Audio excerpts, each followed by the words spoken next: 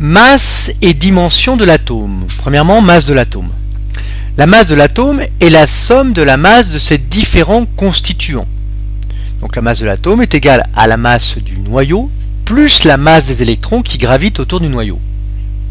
La masse du noyau est égale au nombre de protons Z fois la masse d'un proton plus le nombre de neutrons fois la masse d'un neutron, puisqu'à l'intérieur du noyau, il y a des protons et des neutrons.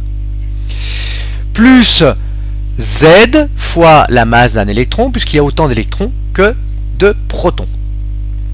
Si on néglige la masse des électrons devant celle des protons, on l'a vu tout à l'heure que celle des électrons était 2000 fois inférieure environ à celle des protons ou des neutrons. Alors la masse approchée de l'atome est égale uniquement à la masse de son noyau. Alors la masse de l'atome vaut donc Z fois la masse d'un proton, à peu près, plus N fois la masse d'un neutron.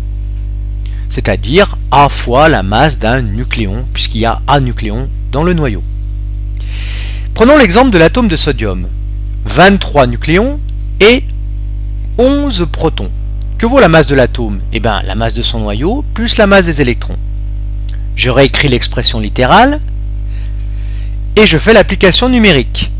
Z égale 11, donc 11 fois la masse d'un proton, 1,67 10-27, plus 23 moins 11, 12 nucléons, 12 fois 1,67 10-27, plus 11, parce qu'il y a 11 électrons comme il y a 11 protons, 11 fois 9,1 10-31, ce qui nous fait, pour la masse de l'atome, 3,84 fois 10-26 kg, ce qui est évidemment très faible.